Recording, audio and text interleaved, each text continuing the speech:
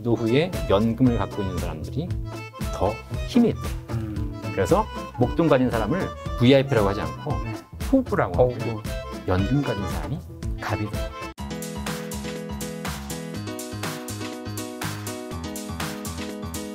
자, 그러면 이제 많은 국민들에게 가장 1순위 네. 국민연금 얘기부터 안 할 수 없는데요. 네. 뭐 국민연금 뭐 알면 또 더 받을 수 있다고 하던데 요 꿀팁이 있으면 한 3가지 정도만 좀 알려주세요. 알겠습니다. 국민연금이 그냥 뭐 네. 내면 내고 나중에 주면 받지 이렇게 네. 생각할 수 있는데 국민연금은 제도예요. 제도. 금융상품이 아니라. 네. 제도라는 얘기는 무슨 얘기냐면 네. 제도를 많이 아는 사람들이 더 많이 이용할 수 있다는 거죠. 그렇죠. 그렇죠. 우리나라 대학 수학능력 시험이 제도잖아요. 네. 그러니까 제도를 더 많이 아는 사람들은 똑같은 성적을 가지고도 대학을 더 잘 갈 수 있다는 거예요. 네. 그게 사실 우리 사회 중 가장 큰 문제이기도 하고 기회이기도 하고. 네. 그죠? 마찬가지로 국민연금도 제도다. 네. 자, 그래서 국민연금을 잘 보시면 국민연금을 많이 받는 법은 금액을 늘리는 것과 네. 기간을 늘리는 것 중에서 네. 기간 늘리는 게 더 좋다. 기간. 납입 기간. 내가 10년, 20년, 30년 기간을 오래 내는 것이 좋지. 네. 한 번에 많이 내는 건 무조건 안 좋다. 왜냐하면 국민연금은 소득 재분배 역할을 해요. 그게 무슨 얘기냐면 적게 버는 사람한테 적게 걷고 많이 버는 사람한테 많이 걷어서 네.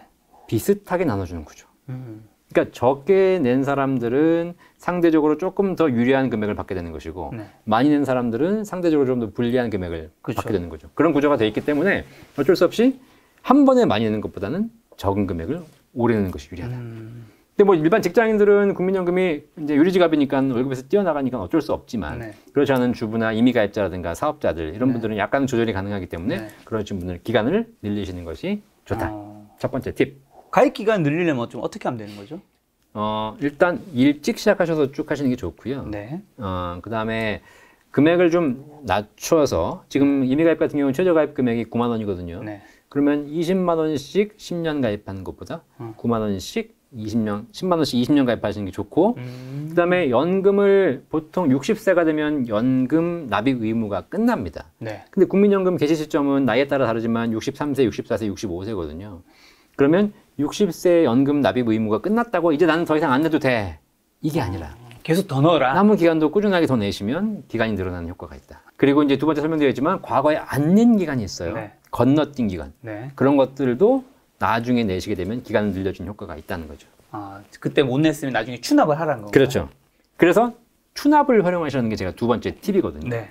추납이 뭐냐면 원래는 이러면 안 되잖아요. 내가 과거에 안 냈어. 건너뛰었어요. 그럼 낙장 불입. 안 낸 건 못 내야 되잖아요. 그렇죠. 근데 국민연금은 얼마나 좋은 데서냐. 지금에서야 뒤늦게 이제 과거에 안 낸 거를 내가 내면 좋았을 걸이라고 후회하시는 분들 계시잖아요. 있겠죠. 이분들에게 과거에 안 낸 거를 지금 다시 낼 수 있도록 해주는 제도.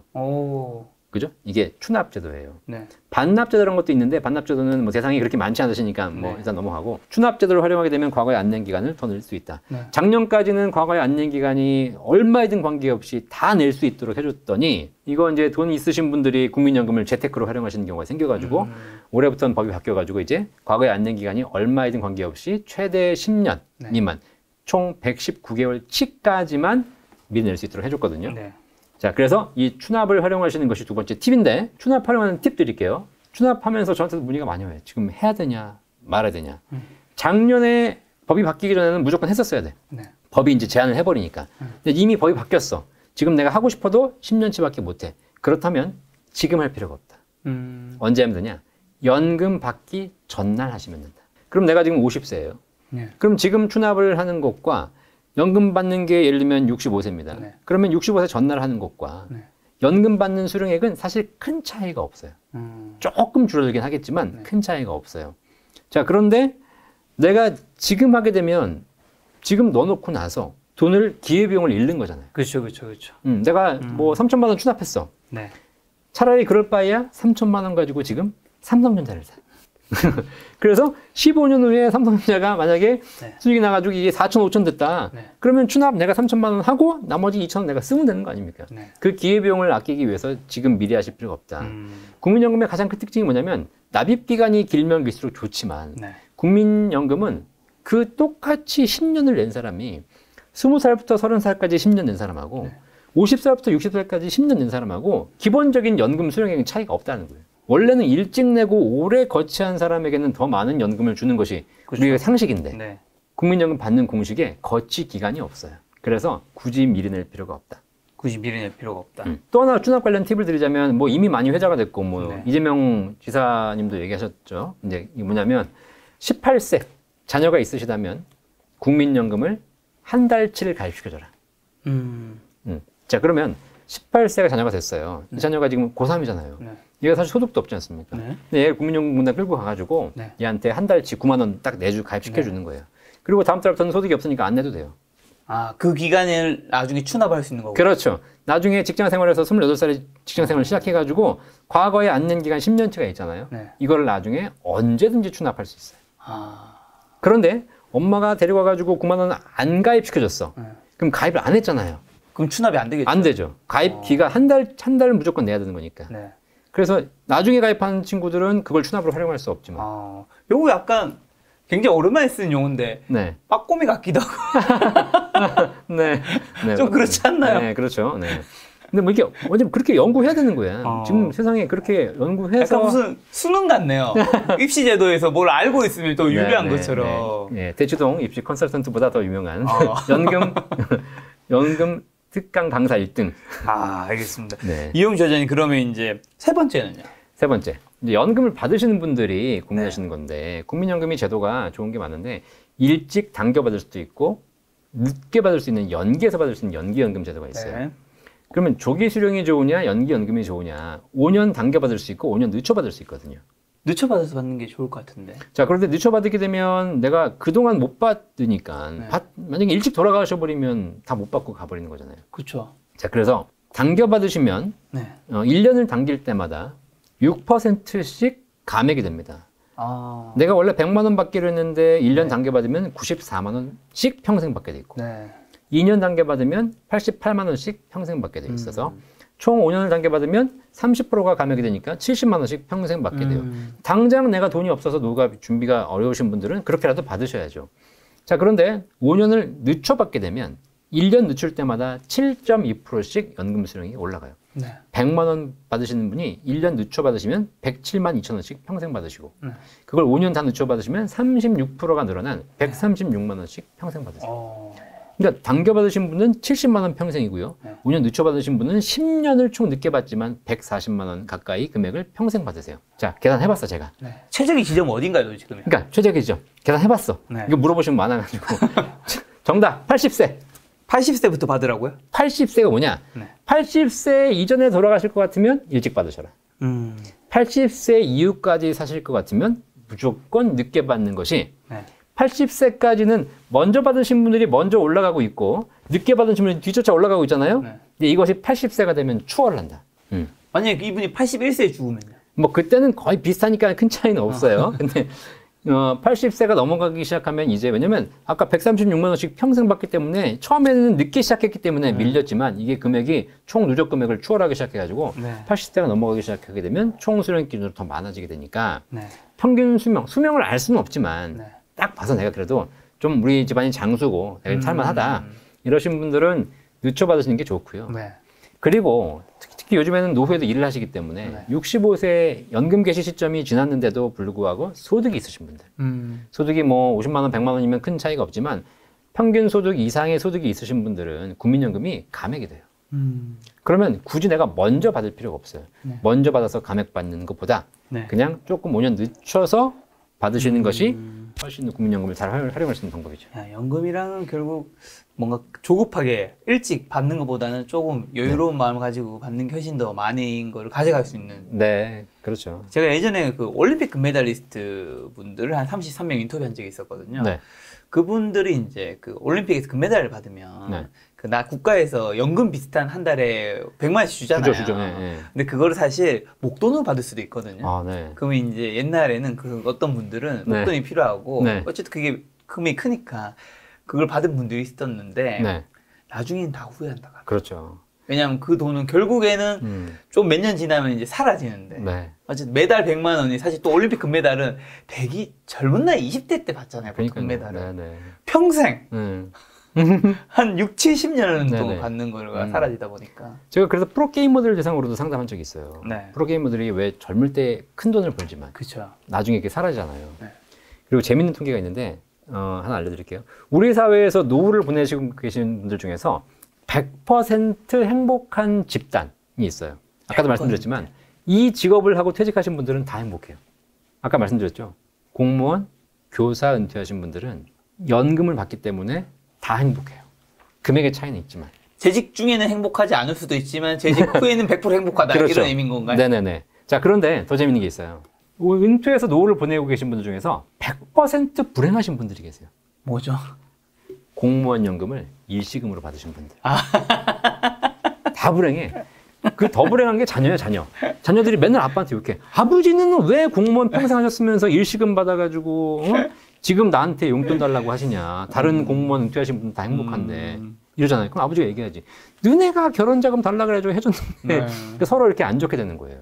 오히려. 그래서 결국 노후를 연구해 보면 네. 일시금보다 연금이 훨씬 더 안정적인 것이라는 걸 이제 스스로 깨달아가는 사회가 되어가고 있다는 거예요.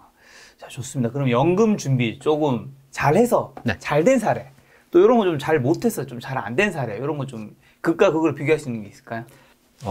제가 지금 말씀드린 대로 안 된 사례는요. 네. 일시금을 받으신 분들, 공무원을 은퇴했는데 그거를 이제 자기가 사업해 보겠다. 그 다음에 혹은 뭐 자녀에게 돈이 필요하다 그래가지고 일시금 받으신 분들은 네. 대부분 다 불행해졌어요. 네. 그래서 이게 굉장히 크게 실패한 사례고요. 제가 만난 분들 중에서 진짜 재밌는 분이 계세요. 연금을 너무 좋아하셔. 네네.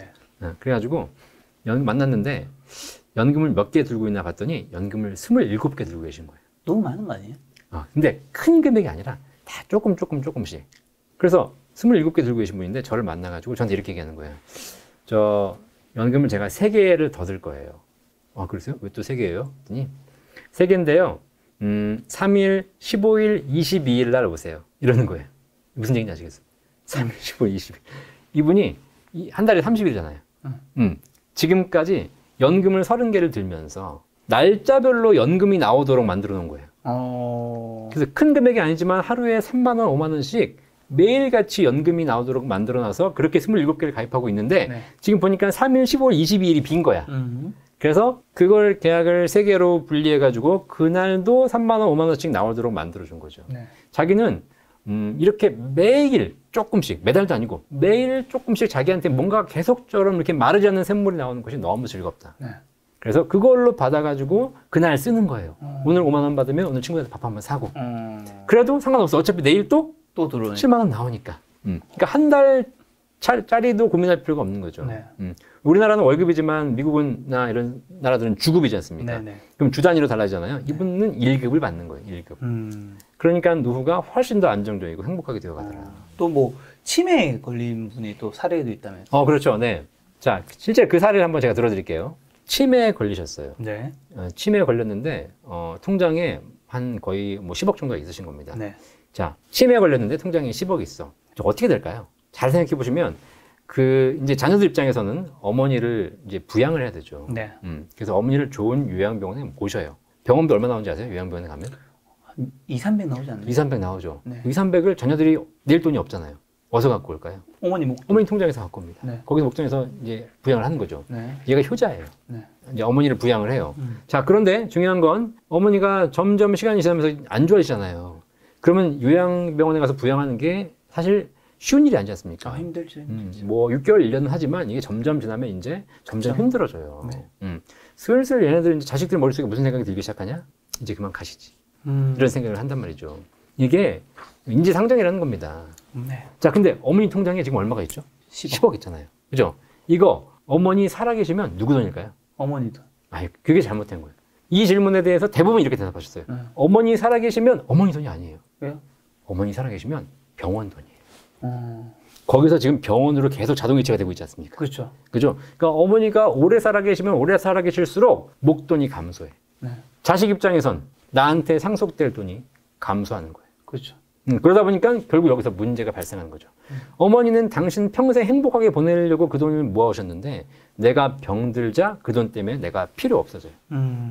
자, 근데 어머니가 통장에 10억 있으신 것이 아니라 한 달에 200만 원, 300만 원 연금 받고 있다고 생각해 보세요. 자, 근데 자, 이제 한 달에 예를 들면 한 500만 원 연금 받고 있어요. 자, 근데 이제 자녀 입장에서 어머니를 요양병원에 모셨지 않습니까? 네. 근데 어머니 통장에 한 달에 500만 원씩 연금이 나와. 그럼 자녀 입장에서는 좋아요, 안 좋아요? 좋아요. 좋잖아요. 아까 병원비 얼마? 200만 원, 300만 원? 여기서 냅니다. 얼마가 남아? 200이 남죠. 딱 200 남죠. 네. 자, 이걸로 뭐 해? 이걸로 어머니 드려요? 자기가 그렇죠. 어머니 드려봐야 어머니 이제 더 이상 쓰실 일이 없으니까 네. 자기가 쓰는 거야. 네. 한 달에 200, 300의 용돈이 생긴다고 생각해 보세요. 얼마나 좋아요. 오래 사셨으면 좋겠어요. 그렇죠. 네. 어머니가 일찍 돌아가시면 그건 끊겨. 네. 근데 어머니가 오래 사시면 결론적으로 그 돈이 평생 나온다는 거예요. 어. 이게 굉장히 더럽고 치사한 돈 얘기인 것처럼 보이지만 실제로 우리 사회에서 앞으로 비일비재하게 벌어질 일이라는 거죠. 현실에서는 그럴 수 있을 것 같아요. 네. 그리고 실제로 뭐 이 치매 사례 말고도 네. 굉장히 많은 사례가 있고요. 뭐 예를 들면 뭐 아버님이 뭐 꽃뱀을 만나서 날리신 사례. 근데 통장에 뭐 억대가 있지 않습니까? 네네. 꽃뱀한테 날리는 거, 이렇게 사기당하는 거 그냥 순식간이에요. 네. 순식간. 제가 우스갯소리로 그런 얘기 드려요. 우리 김 작가님 혹시 결혼하셨나요? 아직 미혼입니다. 아, 그렇죠. 네. 노후에 젊은 아가씨 만나고 싶다 안 만나고 싶으세요? 되게 곤란한 질문을 하시네.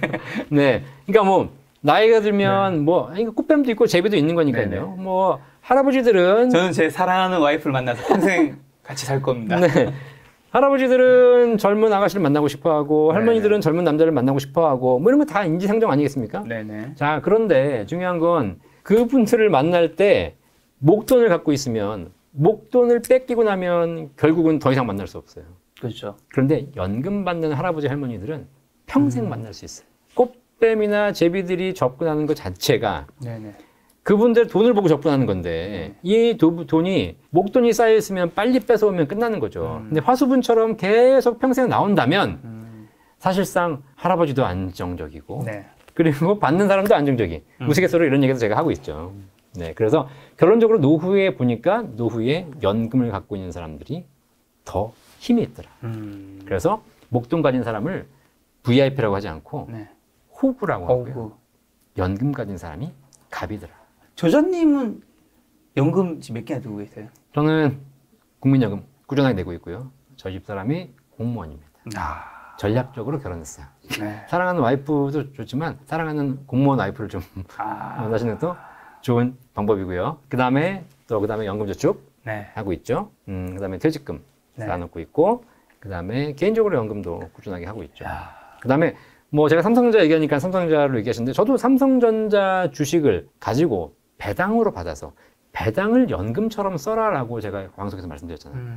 사람들은 투자를 매매 차익으로 보는 것만 얘기했지만 우량 주식을 사서 배당을 받아서 연금으로 받는 것도 노후의 연금의 한 방법일 수 있다.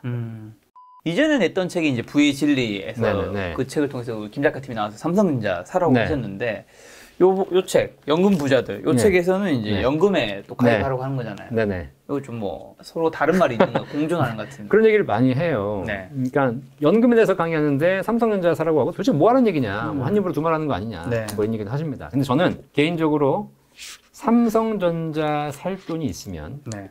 연금을 가입해요. 아, 삼성전자보다 연금이 더 좋다는 건가요? 네, 저는. 네. 왜냐하면 삼성전자도 가지고 있지만 네. 사실상 연금이 더 중요하다고 생각해요. 왜냐하면 저는 돈을 불리는 것을 더 중요하다고 생각하지 않고 네. 돈을 쓰는 거를 더 중요하다고 생각하거든요. 잘 쓰는 거. 네. 어차피 내가 이 세상에 돈 불리러 온 거 아니잖아요. 그렇죠. 혹시 김 작가님은 다음 생이 있으세요? 다음 생이요? 네. 모르죠. 모르죠. 근데 사실 뭐 알 수는 없지만 다음 생에 없다고 가정하면 어차피 내가 이번 생이 끝이라는 거예요. 네. 그러면 제가 올해 49인데 올해 49이 다시 돌아와요? 아니요. 안 돌아오잖아요. 네. 올해 돈 벌었어. 이 돈으로 삼성전자 사시겠어요? 이 돈으로 올해 즐겁게 여행을 다니시겠어요? 여행 다닐래요. 네. 물론 미래에 대한 거 걱정도 있기 때문에 미래에 대한 일정한 준비도 필요합니다. 그렇죠. 하지만 그 준비가 일정 부분 하고 나면 중요한 건 더 돈을 불리는 것보다 지금 내 나이 때 할 수 있는 것들을 즐겁게 하는 것이 더 중요하다고 생각하는 거죠. 그래서 연금을 준비하면서 인생을 살아보니까 네. 노후에 대한 걱정이 없어요. 그래서 내가 오늘을 더 즐겁게 즐길 수 있게 되는 거예요.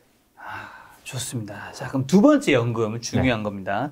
연금 저축, 뭐 네. IRP 200% 네. 하려고 하는 방법이 있다고. 이거 좀 알려주세요. 저도 지금 관심이 있습니다. 네. 연금저축이라는 것이 국가에서 만든 제도이기 때문에 네. 연금저축 관련 상품은 우리나라 금융기관, 은행, 증권사, 보험회사에 세 가지 다 있는 거 알고 계시죠?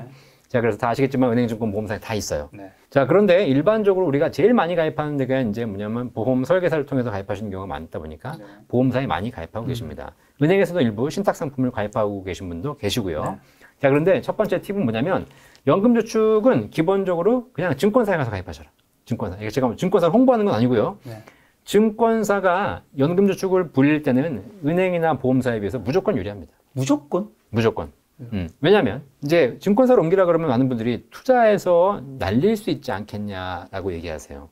근데 증권사에 가서 연금저축을 가입하시고 나면 기본적으로 CMA로 가입을 하세요. 그러면 최저 지금 금리를 0.5에서 1% 정도의 금리를 드리고 있어요. 네. 그러니까 은행에서 안정적인 예금으로 받는 금리 정도는 드리고 있다는 거죠. 네네. 근데 보험사나 은행은 대부분 다 그냥 공시 이율, 금리 연동으로만 운용하거든요. 그 똑같은 비슷한 상품들이 증권사에 다 있다는 겁니다. 네. 그런데 이렇게 운영할 수도 있고 반대로 내가 투자를 하고 싶다. 네. 그러면 증권사 연금저축 상품을 통해서 각종 펀드라든가 ETF 여러 가지 상품들을 내가 포트폴리오를 짤 수도 있고 네. 비율도 정할 수 있어요. 근데 이거는 은행이나 보험사에서는 안 된다라는 거예요. 네. 그렇기 때문에 증권사 상품이 운영면에서 훨씬 더 유리하다. 두 번째로 은행이나 보험사, 특히 보험사는 매월 정기적인 금액을 납입해야 돼요. 중간에 내가 10만 원, 10만 원 내다가 안 내면 실효가 돼요. 증권사는 납입 자체가 자유예요. 내가 연간 400만 원 세액공제 받을 수 있다. 그러면 1월 1일 날 400만 원 내고 안 내도 되고요. 네. 12월 31일 날 400만 원 내도 됩니다. 매달 30만 원씩 정기적으로 내도 되고요. 아니면 내다가 내가 요번에 주가가 좀 낮으니까 이제 투자해야 되겠다라고 해서 네. 지금 내도 되고 100만 원씩 내도 되고 50만 원씩 내도 되고 네. 그거 상관없어요. 납입이 자유 있고 납입한 금액만큼은 세액공제 받기 때문에 그런 면에서 투자 운용의 어떤 관점에서 납입의 관점에서 증권사가 사실 거의 무조건 유리하죠. 무조건 유리하다. 네.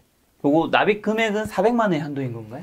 납입 금액은 세액공제를 해드리는 한도가 연간 400만 원 납입 금액이고요. 네. 50세가 넘으신 분들은 내년까지 600만 원까지 200만 원 더 한도를 드리고 있고 네. IRP까지 합치면 700, 900까지도 가능하죠. 네, 그런 게 있어서 나이에 따라 다르고요. 소득이 좀 많으신 분들은 한도가 또 300으로 줄기도 합니다. 네, 그런 거는 개인에 따라 약간 다르다. 자, 그 다음 두 번째는요? 두 번째. 자, 이제 증권사로 연금저축을 가입했어. 네. 이거를 이제 운용을 해야 되잖아요. 가만 놔두면 금리가 거의 없으니까. 그래서 이제 거기서 여러 가지 펀드나 ETF를 사실 텐데 제가 다른 방송하고 달리 연금저축 관련해서 드리는 팁은 펀드로 해라. 펀드로. ETF 하지 마라. 이거예요. 김 작가님도 방송 많이 하시겠지만 ETF도 많이 아시지 않습니까? 연금저축이 원래는 ETF 매매를 할 수 없었어요. 연금저축은 그냥 안전하게 운영하거나 아니면 펀드나 할 수 있다라겠죠. 근데 얼마 전부터 이제 ETF 거래를 할 수 있게 해놓은 거죠. 근데 아직도 주식은 안 됩니다. 그죠? 연금저축에서 주식 거래를 못하게 막아놓은 이유가 뭘까요? 연금이니까요. 그렇죠. 노후 자산을 안정적으로 마련해야 되는데 변동성이 심하니까 주식. 변동성이 심하니까 주식을 못하게 해놓고 그나마 ETF도 안 되는데 ETF도 사실 주식이기 때문에 ETF를 이제 허가를 해놓은 거거든요. 네. 자, 그런데 한 6개월, 1년 동안 ETF 매매를 해보신 분들은 느끼셨을 거예요. 이거를 돈 내가 이번 달에 뭐 30만 원 넣어가지고 이거를 어느 ETF를 살까 고민해야 되고 들어갔더니 또 가격이 변동하니까 이걸 지금 사야 돼, 5분 있다 사야 돼, 내일 살까? 뭐 이런 고민을 하는 거 아닙니까? 네. 그리고 주가가 오를 때는 계속 오르니까 어쨌든 좋았어요. 계속 수익이 보이니까. 근데 지금처럼 몇 달 횡보를 하고 있다 보니까 이거를 오늘 살까, 내일 살까, 다음 달에 살까, 어느 ETF를 살까 고민하지 않습니까? 네. 저는 개인적으로 이 고민 자체가 연금을 준비하는 데는 굉장히 좋지 않은 네. 부분이라고 보는 거죠. 그래서 차라리 그냥 잊어버리고 한 달에 30만 원씩 또박또박 자동이체돼서 알아서 사줬으면 좋겠는데 이 알아서 사줄 수 있는 것을 주식이나 ETF는 알아서 사기가 쉽지 않잖아요. 네. 또 시스템으로 해주는 것도 아니고 네. 그러다 보니까 오히려 ETF 거래를 하셨던 분들이 지금은 하고 계시겠지만 장담컨대 6개월, 1년 지나면 다 이제 기진맥진 하실 거다. 내가 뭐 매일 제가 그래서 그 영상 했잖아요. 삼성전자 주식을 매일 한 주씩 사면 어떻게 될까? 이 영상을 올린 적이 있거든요. 네. 예, 어떻게 될까요? 매일 한 주씩 사면 뭐 나중에 부자 될 것이다? 아니죠. 매일 한 주씩 사면 망해요. 왜냐면 매일 주식을 보기 때문에. 등락보를 볼 테니까. 그죠? 그러니까 매일 사면서 내가 고민할 수밖에 없고 그렇죠. 그거 피곤한 일이에요. 네네. 그래서 연금저축처럼 단기적으로 목적을 하는 것이나 장기적으로 내 연금을 향해서 모으시는 것이라면 수수료 조금 적고 많고 관계없이 내가 매일 신경 써야 되는 ETF 하지 마시고 그냥 펀드를 통해서 하셔라. 그게 시간이 지나면 마음 편하다는 걸 느끼시게 될 거예요. 자, 세 번째는요? 세 번째. 아까 제가 연금저축은 가능하면 증권사에서 가입하라고 말씀드렸잖아요. 그쵸. 불릴 때는 증권사. 네. 하지만 받을 때는 보험사가 더 유리할 수 있습니다. 왜냐하면 증권사에서 받는 방식은 그냥 정액형. 그래서 한 얼마씩 받거나 한도를 정해놓고 받고 그냥 일정 기간 동안 받으면 끝나는 거거든요. 네. 근데 생명보험사 연금저축은 종신연금형 기능이 있어요. 평생 받을 수 있는 거죠. 그래서 혹시 내가 연금을 받을 생각이시다. 지금까지 잘 불려온 연금을. 그러면 증권사에서 불릴 수도 있고 은행에서 불릴 수도 있잖아요. 그죠? 그거를 생명보험사로 옮기시면 연금 받는 옵션이 조금 더 다양하게 할 수 있습니다. 그래서 오히려 받을 때는 보험사를 활용하시는 것, 생명보험사를 활용하시는 것이 좋은 팁이 될 수 있겠다. 불릴 때는 증권사를 갔는데 받을 때는 보험사를 받을 수 있는 건가요? 네, 연금저축은 이전이 가능해요. 아. 이전이. 물론 이전할 때 해약 조건으로 가는 것인데 네. 사실 뭐 가입 초기에는 해약하는 것 때문에 불이익이 있을 수 있잖아요. 네. 근데 시간이 지나면 그런 부분도 사실 큰 의미가 없기 때문에 연금저축에서 많이 불려서 증권사에서 많이 불려서 보험사로 이전해서 받는 것도 좋은 방법이다. 언제든지 이전이 가능합니다. 자, 이제 세 번째 대표적인 보험이죠. 개인연금보험. 네. 관심 있는 분들은 좀 어떻게 설계하면 좀 좋을까요? 자, 이제 개인연금이라 하게 되면 네. 이제 헷갈리시면 안 되는 게 뭐냐면 우리가 사적연금이라고 하게 되면 네. 그 연금저축이나 IRP 이런 것들을 사적연금이라고 해요. 세법상으로. 근데 이제 개인연금도 크게 보면 사적연금 부류에 들어가지만 네. 세법상으로는 사적연금이 아니고요. 네. 얘네들은 이제 기본적으로 연금소득 과세 대상이 아니라 이자소득 과세 대상인 일반적인 저축성 보험입니다. 네. 자, 그래서 보통 이 개인연금보험은 생명보험사에서 가입하시는 거, 네. 개인연금보험을 가입하는데 뭐 은행에서 가입하는 걸로 알고 계신 분도 계신데 은행에서 생명보험사 상품을 갖다가 파는 것일 뿐이지 실제로 이 개인연금보험은 전부 다 생명보험사, 손해보험도 아니고 화재보험도 아니고 생명보험사에서만 판매하는 상품입니다. 네. 자, 그래서 이 상품을 가입하실 때는 기본적으로 내가 좀 기간이 많다. 아까 젊으신 분들. 네. 이런 분들은 투자형이 가능한 변액연금. 네. 이걸 통해서 장기적으로 수익을 낼 수 있는 쪽으로 네. 투자하시는 것이 조금 더 좋고요. 네. 그런데 나이가 좀 들으셔가지고 내가 이제 뭐 수익을 내는 것도 좀 그렇고 냈다가 위험하면 안 되니까 그런 경우에는 최근에 나와 있는 연금들 중에서 최저보증형 연금들이 있습니다. 네. 일정한 금리를 최저보증하는 이런 부분들로 해서 연령에 따라서 혹은 본인의 성향에 따라서 네. 투자 상품과 최저보증 상품을 나눠서 적절하게 조절하시는 거 네. 이게 좀 좋을 것 같습니다. 자, 두 번째는요? 두 번째, 아까도 말씀드렸지만 연금을 가입하는 형태가 매월 한 달에 뭐 10만 원, 20만 원, 50만 원, 100만 원을 꾸준히 내는 걸로만 알고 계신 분들이 계세요. 네. 그렇죠. 그런데 지금 이제 사회가 점점 고령화되어 가면서 매달 낼 수 있는 것보다 일시불로 내가 뭔가를 준비할 수 있다라는 니즈들이 많이 생기기 시작해서 지금 일시불로 낼 수 있는 일시납 연금들이 앞으로 더 많이 나올 겁니다. 네. 자, 그래서 목돈이 있으신 분들은 너무 고민하지 마시고 이걸 일시납 연금으로 준비하신다면 이걸 가지고 나중에 더 많은 연금을 받을 수 있는 자산이 될 수 있기 때문에 그걸 한번 활용해 보시는 것이 연금을 준비하는 좋은 팁이 될 것이다. 일시납 연금이랑 한 번에 내는. 네. 한 번에 뭐 1,000만 원부터 시작해서 5천만 원, 1억, 뭐 2억, 10억 뭐 이런 걸 일시불로 딱 내셔서 일정 기간 거치했다가 일정한 시점부터 그거를 연금으로 나눠서 평생 받는 구조가 가능한 거죠. 자, 세 번째는. 세 번째, 개인연금보험도 세제 혜택을 주는 거거든요. 네. 그래서 아까도 말씀드렸지만 이제 세제 혜택이 있습니다. 연금저축 같은 경우에는 연간 400만 원까지 400만 원이요. 세금을 돌려드리지만 네. 400만 원 돌려드린 것이 아니라 400만 원에 해당하는 세금을 환급해 드리는 거지만 나중에 연금 탈 때 다시 연금 소득세를 내셔야 되는 거거든요. 네. 자, 그런데 이 생명보험에서 판매하는 개인연금 보험들은 매월 내시는 적립액 150만 원까지 그리고 일시불로 내시는 경우에는 1억 원까지는 연금 탈 때 비과세가 적용이 돼요. 그래서 이 한도는 반드시 활용하셔라. 네.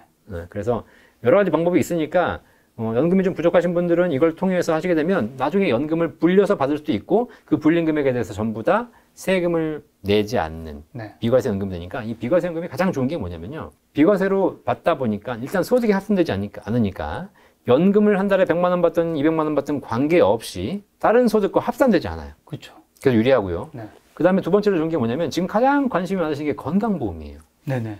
건강보험이 직장 다닐 때는 월급에서 일정 비율을 그렇죠. 떼가면 되지만 김 작가님도 사업소득 있으시잖아요. 그죠? 네. 그러면 건강보험료 올라가잖아요. 네. 특히 직장을 퇴직하신 분들은 퇴직하고 나면 그다음부터는 지역가입자가 돼요. 네. 건강보험 지역가입자가 되면 그다음부터는 집이 얼마짜리냐, 차가 얼마짜리냐, 소득이 얼마 있냐 이 세 가지에 따라서 내 건강보험료가 달라져요. 네. 직장에 있을 때는 집이라는 것이 드러나지 않았는데 직장을 그만두는 순간 내 집이 건강보험료에 반영이 되는 거죠. 네.